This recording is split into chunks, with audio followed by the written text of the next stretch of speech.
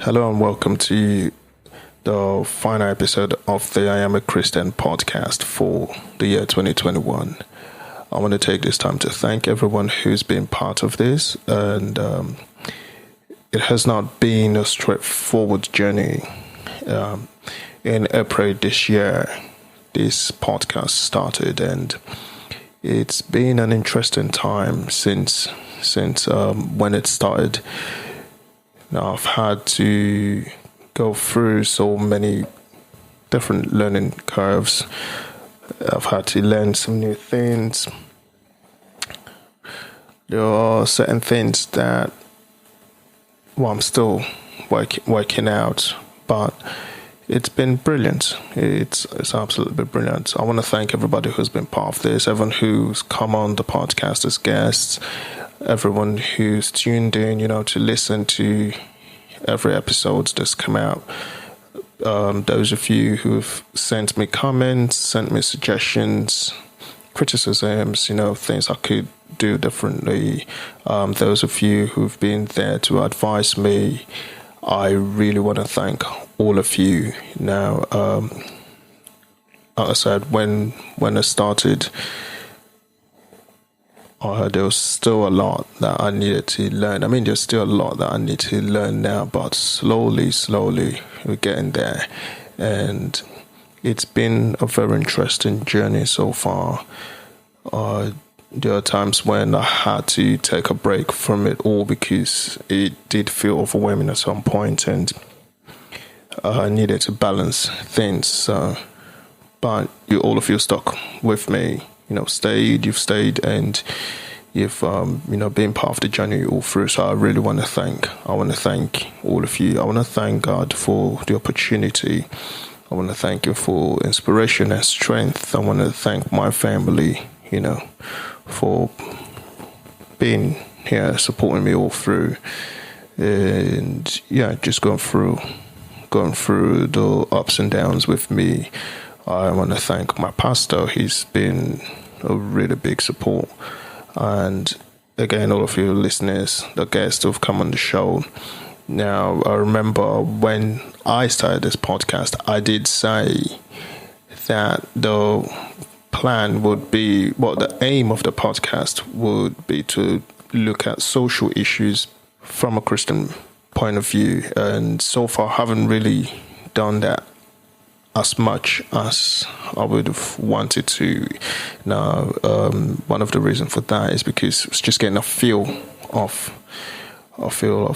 how to go about it. Like I said, there's still lots I'm learning, and I want to make sure that my speech, that what I say, is edifying. There are topics that we've covered, and we can relate that to our social life. So yes, but there is a lot more that I'm looking to cover in the new year. God helping me, I am gonna do more in the new year and be more consistent with it, actually.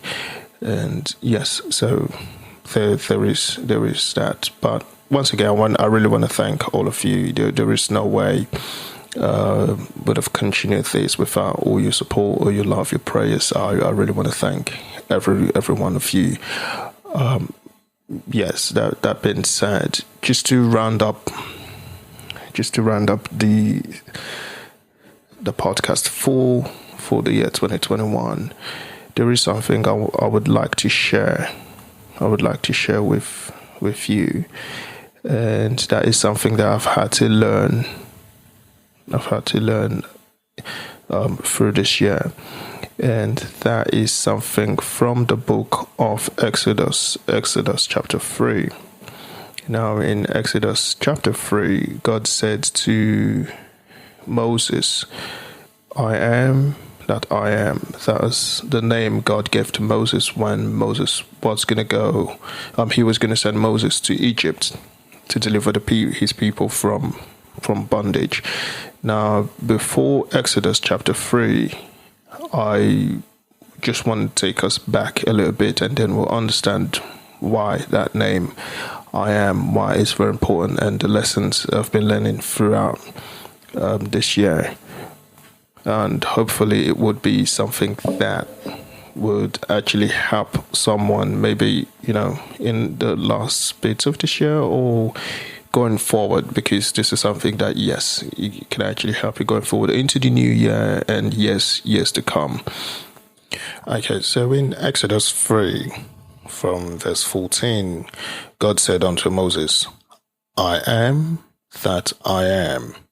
And he said, Thus shalt thou say unto the children of Israel, I am hath sent me unto you. Now, a bit of context before verse 14 of Exodus chapter 3. Let's go all the way back. Now, God called Abraham. Now, when God called Abraham in Genesis, he called Abraham out because he said to him, I am choosing you, and your children, a generation is going to come through you.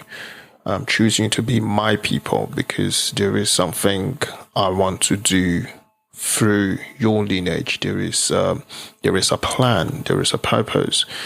Now, when he spoke to Abraham, he then said to Abraham, he showed Abraham everything that will happen to his children, how they will be slaves in a foreign land for over 400 years, and how he'll send a deliverer to deliver them. And the whole purpose of them going through all of that is for God to establish to the nations of the earth his authority, and also establish to the seeds of Abraham his covenant with them, how much he is interested and his purpose, what he's trying to accomplish through them, so for them to understand that well. And so anyways, God had this conversation with Abraham. Now Abraham had Isaac had Jacob, his name was changed to Israel, and he had Joseph and his brothers and the others, and his brothers sold Joseph into Egypt, and this is the fulfillment of the promise or prophecy which God gave to Abraham. Now they are in Egypt. Joseph died when Joseph was alive, and a Pharaoh who knew Joseph, Bible says a Pharaoh who knew Joseph, when they were still alive, they enjoyed themselves in Egypt. But after Joseph died, and Pharaoh as well died. Now the Bible did not tell us how many years passed before this new Pharaoh came up. But if this Pharaoh did not know Joseph, then definitely, I don't think it was the Pharaoh immediately after the last one that Joseph served with. So, but anyways, this Pharaoh came to power, and he saw the children of Israel as a threat because they were growing strong, they were growing in numbers and strength, and so he decided that he was going to subjugate them because that would be a good idea according to him, to limit their power. But anyways, this is all the fulfillment of God's promise, God's covenant with Abraham. Now, all of that happened. The children of Israel were slaves in Egypt, suffering, and they kept crying out to God for help. And in Exodus chapter 2, the Bible tells us about how Moses was born, his family, he was born as a Hebrew child, but because the Egyptians knew about the prophecy of Pharaoh, knew about the prophecy of a deliverer that was to come, he ordered for all Hebrew male children to be killed. And so Moses' parents had to come up with a way to save their own child. And so anyways, Moses found himself in the Egyptian palace being raised by an Egyptian woman, and he grew in strength, he grew in wisdom, and he was loved by Pharaoh. He was well trained in the military way of the Egyptians. He was trained, he was a really solid leader. He achieved a lot and he was beloved. So anyways, one day Moses found out the truth about his life. He found out about the purpose for his life. And in Exodus chapter 2, Moses being a human being and, being an emotional person, sometimes we find out things about ourselves and we get all emotional and we, react. Moses reacted in chapter 2 and he tried his power. He tried in his understanding to free the children of Israel from bondage. Bible tells us that he saw an Egyptian tax master doing his job, enforcing the rules as he had been appointed to do, and he was enforcing this rule on a Hebrew slave, and Moses was upset by that. Now he decided to say, hey, no, you know what, can't be doing that no more. And he attacked this Egyptian tax master and killed him. Anyways, news got to Pharaoh and Moses had to run away. So he ran away. Now he tried in his power and understanding. Remember, he was trained in the ways of the word. He had solid leadership qualities. But his life was marked by a purpose. And that purpose, it's a purpose that is determined by the one who created Moses for that purpose. But Moses, anyways, he decided to act in his own power, and it did not end up well. So he ran away, found himself in the wilderness, the Midianites wilderness, and he got married to the daughter of Jethro, who was a sheep farmer. I mean, he was a chef. But yeah, in Exodus chapter 3 now, Moses is tending his father-in-law's sheep. And while he was tending his father-in-law's sheep, he came across a sight. He saw a bush that was burning, but it was not consumed. His curiosity piqued. It's just like with so many of us are coming to the knowledge of God and who he is and what he does is because it happened out of curiosity. We wanted to know why what is. Now, for many of us, even the strengthening of our faith, our Christian faith, is just out of curiosity. For example, I remember, I was born into a Christian home. And, my parents would always take me to church and we would always go. We understood that every Sunday we go to church, but I did not really know, how will I put it? Yeah, we used to go to church, but having that evidence, the strong evidence to back up why I did not have it at the time. I'm certain that if anyone's asked me, the evidence of my faith at the time, my answer would just be, you know what, I was born into this. This is the only thing I've ever known, and yeah, that's why I probably just continued. But out of curiosity, and growing up out of curiosity, I've always been curious about knowledge and, why what is. And so, yes, out of that curiosity, I started to examine more and more about my Christian faith and this little things, and that it's something that's actually helped me to strengthen my faith. It's so one of the things I actually encourage you as listening to do, and especially if you're a young person, is look into the evidences behind the Christian faith. I know, yes, there is the working of the Holy Spirit in our hearts. That is very true. Now, for some of us, that alone is enough. For some other people, they need a bit more. Now, the experience that the Apostle Peter had with Jesus is different from the experience that the Apostle Paul had with Jesus. Now, the people Apostle Peter reach and communicate with is different from the people that the Apostle Paul reached and converted, and their approach were completely different. Now, the reason for that is because we are all different people, and certain things work better for us. But yeah, I'll just encourage you, yes, do look into that. The evidence is there's so many materials out there for you to understand, and that is one of the things I'm going to try to do on this podcast as well. The evidence is for our faith, why our faith is true, just beyond the conviction we have in our hearts, the evidences, historical evidences, and all of that, why our faith is true. And it's something I am trying to cover at the moment on the blog, on the blog hometruths.weebly.com. But yes, anyways, we'll get back to that. So yeah, back to Moses. Now Moses was curious. He wanted to understand why a bush will be on fire, but the bush wasn't burning. And so he turned aside to see the sights. Now in that curiosity, through that incident, he met with God. Now God said to Moses, "Hey, you know what? I know you feel for these guys. They are your people, and yes, they are suffering, and it's been going on for years. Hey, I have heard them, and now I have come to deliver them. Now, I want you to understand, when God said, I have heard them, it does not mean that he did not hear them all of this time. Now, remember, everything God does is for a reason. There is a purpose for every single thing. Bible tells us that his time is not our time. His ways are not our ways.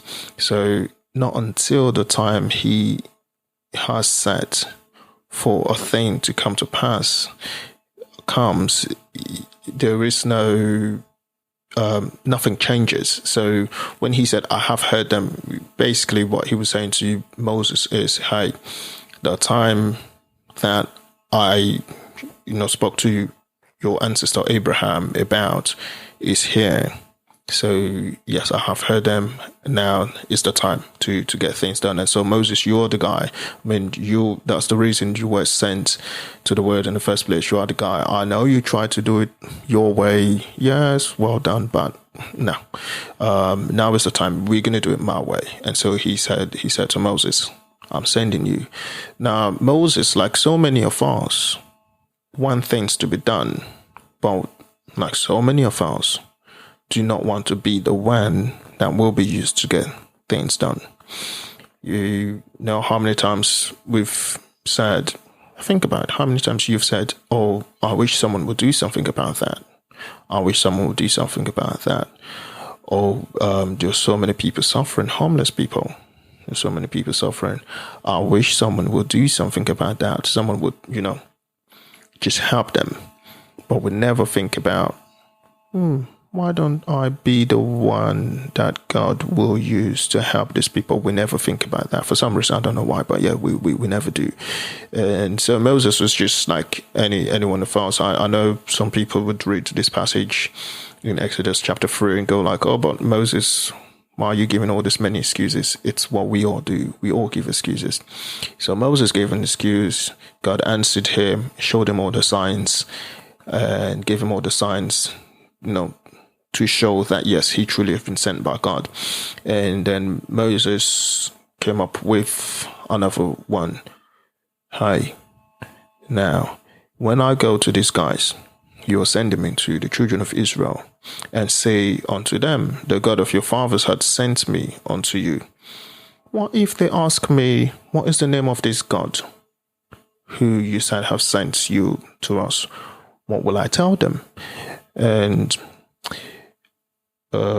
God said to Moses, and this is something that has taken me, and this is the really important bit. This is something that, like I said, it's taken me the whole of this year to learn in different ways. Now, God said unto Moses, I am that I am. And he said, this is Exodus chapter 3, verse 14. And God said unto Moses, I am that I am. And he said, thus shalt thou say unto the children of Israel, I am hath sent me unto you. Now, there is something about that bit that every time I read it now, with the revelation I've had about it, it gives me goosebumps. I am had sent me unto you. Now, why would God say, tell them my name is I am? If you think about English language wise, that it's incomplete. Now, when you ask someone, what is your name? Usually they would say, for example, I am Ohis, I am John, I am Peter. But that those two words, I am, goes beyond that. Those two words, I am, they're very powerful words that you can fit in anything with them. For example, I am Ohis. Yes. I am also a young man, or I am a doctor. I am a lawyer. I am a policeman. I am this. You can literally fit in anything with that. Now, this is what God is trying to communicate to Moses. That I don't know if Moses understood it. I mean, even myself, I had read that passage so many times, and I did not get it not until this year when the revelation came. I am had sent you. Here's what God is communicating to Moses. Now, the children of Israel, they've all been in, slavery, suffering for years and years and years. Now, even though on the face of it, they're all going through exactly the same problems, the truth is they all needed something different in the situation that they were in. Now, the thing that's common to all of them is the slavery. But in that slavery, some of them were broken in their spirit. Some of them needed a bit more understanding. Now, some of them needed a bit more strength. Some of them needed a bit more faith. They needed to know God more. And so when God said to Moses, I am, tell the children of Israel, I am, what he's saying to Moses is, everybody who hears that name, their need will be met. Now, for the guy who needs a bit more strength, what he hears is, I am your strength in time of trouble. That's the one who sent Moses. Now, for the guy who needed, who's broken in spirit, now what he hears is, I am your healer. Is the one who sent Moses. Now, for the guy who needed a bit more understanding, what he hears is, I am your teacher. Is who has sent Moses. Now, for a guy who needed his faith to be shored up, what he hears is, I am your God. I am the author and finisher of your faith. That's who has sent Moses. Now, this is something I want you to understand and review your life through. We all in this world, 2020, 2021, they've both been trying years. We've all gone through some really difficult times. On the face of it, we are all going through exactly the same thing. But individually, there are unique issues that we're all confronting. Now, I don't know what you're going through, but if you understand that the I am is available unto you, then trust me, all your problems are solved. Understand that I am. Now, God is not just God and creator. He is also a provider. He is also a healer. He is also a protector. Now, there are people who I want us to examine this a little bit. So I am your teacher. Now, there are people who go to church, Christians, we would go to church, and then, yes, on the face of it, what the problem is, we need financial freedom.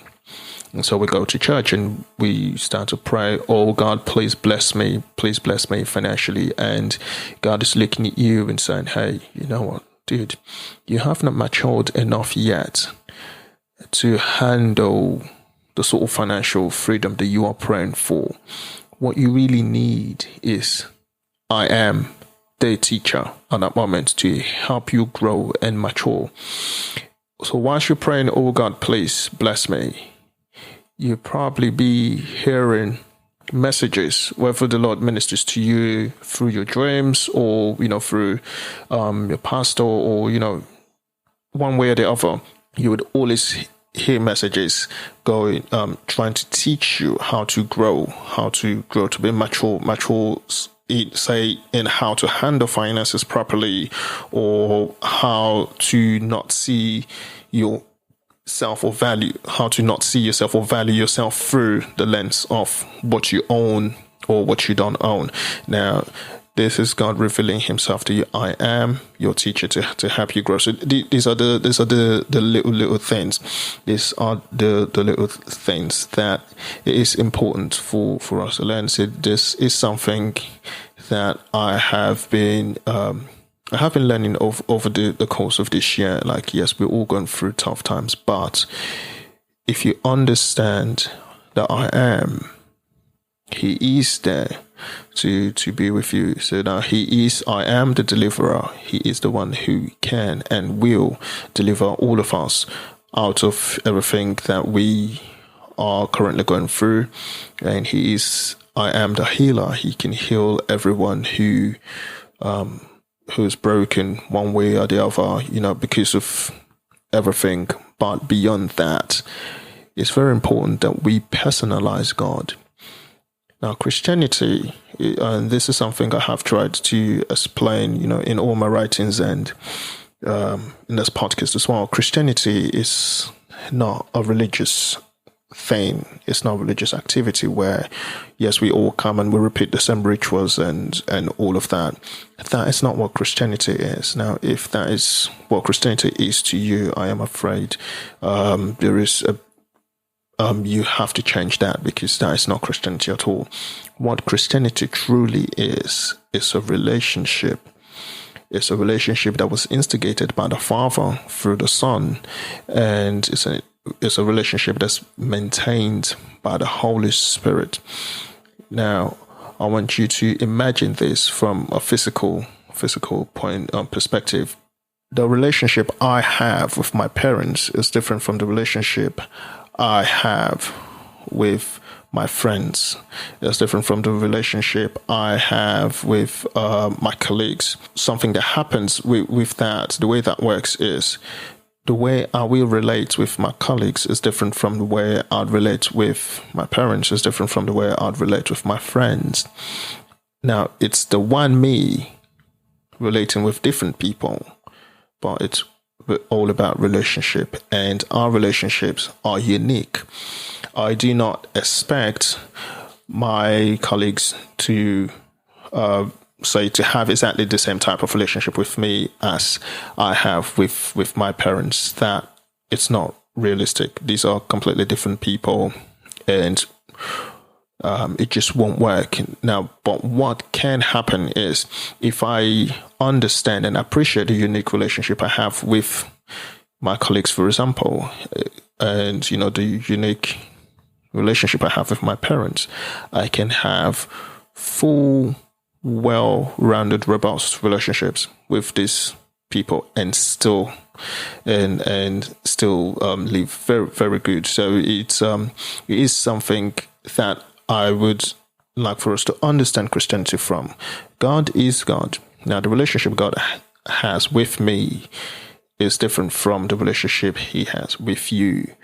Now, you have to personalize God. You cannot have a relationship with God based on someone else's relationship. It does not work. Now, how God deals with someone else is different from how He's going to deal with you. Now, there are certain things that, yes, applies to everyone exactly the same way across space and time. But in the end, the relationships are very, very unique. Actually, one good example of this is Moses again, and with his brother Aaron and sister Miriam.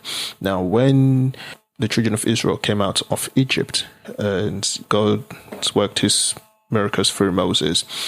Moses had a wife, and his wife was a Midianite. And remember, Moses instructed the children of Israel through, but this was by God's words, that they're not to marry any foreigners and all of that. But Moses, yes, did marry a foreigner, and which was against God's law. But Moses's relationship with God is different from everybody else's relationship with God. And so Miriam and Aaron started to talk about this, and they were going on about Moses. Hey, you're doing the wrong thing. How come you're married to this woman that is not from, one of the tribes of Israel? But you were the one who said, God said that nobody should marry anybody outside of, and so they kept on going about it. Now remember, Aaron and Miriam were the ones who were going about this. Now they weren't wrong on the face of it in terms of, what they were talking about. They were both talking about the same thing. But when God decided to respond to them, now one of the first things he said was, hey, my relationship with Moses is different from my relationship with you guys. Why are you lot going on about Moses? I am the one to handle Moses. You guys do not have the right to handle Moses. Now that's one thing God said to them. But another thing that is very important that I would like us to take note of, it's even though Aaron and Miriam, they were both going on about Moses, Miriam was struck with leprosy while Aaron was not. Now, the reason for that, again, is because God's relationship with Aaron is different from God's relationship with Miriam. And this is something I would really like I know I'm going on and on and on about this, but this is something that I really think is important for everyone to know, take note of, and, really, really, really consider. Because now I'm talking about the I am, and it's very important for you to have that personal relationship. Make it your goal this year. Forget about everyone else's relationship with God. Forget about whether you think they're operating correctly or not. It is none of your business. Focus on your relationship. Develop that relationship. Understand what God wants from you. Understand how he communicates with you. Understand where he wants you to be, at what time, what he wants you to do, and how he wants you to do it. Forget about other people. Focus on you and God. Now, the King David, with all that he did, with all of his mistakes, and he one of the testimonies about his life was, God said, this is a guy after my own heart, because David spent his time focusing on his relationship with God. He wasn't bothered about other people's relationship with God and what they chose to do or did not do. He was focused. His eyes were firmly fixed on God. And developing a relationship with God is something that is important for you to do. So in this new year, consider Exodus chapter 3, verse 14. Consider that I am. What is God to you? We said he is many things. He is God and he's creator. He is the source of everything and everyone. So maybe you're wondering, hey, what is going on? Why are things like this? Why are things like that? Where does everything come from? Where did life originate from? Free will, morality, and, all of that. It all comes from God. It comes from God's the I am. I am the creator. Like I said, he is the source of everything. He is and everyone. We have life and hope because God exists, because he exists, because he's the source. He's father to all of us. Now, for some people who have lost loved ones in this past years, and you're missing your father, God is I am your father. He can fill that gap for you if you reach out to him. Now, maybe you're lacking anything. He is God. I am your provider. He is I am the healer. He is the teacher. He's a protector. He can be your friend too. If you are in need of a friend, you need someone to talk to, and people around you, you don't really feel particularly inclined, to talking to them. Now, God can be your friend. Like I said, I am. Now, when he said I am, that is a blank check. You can fill it in with whatever you want to fill it in. Friend, yes. Husband, yes. Father, yes. teacher, yes. Healer, yes. Provider, yes. Protector, whatever you want, he can fill that gap in. Now, the last thing I want to talk about is God is the author and finisher of your faith. I know these have been trying times for so many people. If you see the statistics, a lot of people have lost their faith, in this past few years because of everything that's gone on. Now, God is the author and the finisher of our faith. Now, the Bible encourages us to look on to Jesus. To look on to Jesus. One of the things I love the most about the Christian faith, when I started to look into the evidences for it, is our God is not a God who does not understand, the struggles that we go through. He's not a God who is removed from our sufferings. In fact, the Bible tells us that we have a high priest who has gone through the same sufferings as we possibly will do. He came down in human form to suffer everything that we possibly can suffer. He was accused wrongly. He was killed wrongly. He bore the stripes for our sake. He went through every possible human emotions. Bible tells us about how he cried when his friend Lazarus died, and he suffered hunger, he suffered pain, and all of these things. So we do not serve a God who does not understand or who does not know what pain feels like. But he is the God who is the author. That's our faith starts from and with him. And he is the finisher of our faith. Our faith can only end in him, with him. So it's very important that we keep our eyes fixed. These are trying times, yes, but let us lift up our eyes onto the God who is the I am and who is our biggest supporter. Now, Bible tells us that it is God's desire that we all be saved. We all be saved does not mean we won't go through trying times. In fact, the Bible tells us that God says, when you go through fires, when you go through the waters, it will not consume you, it will not drown you, because I will be with you. Now, he is with us throughout all of these times. He is with us. He is for us. He's here to support us, to encourage us, to hold us up. If we reach out to him, he definitely will hold us by the hand and pull us out. In this new year, understand the God who is the I am. Like I said, he can be anything you want to you. My challenges are different from your challenges.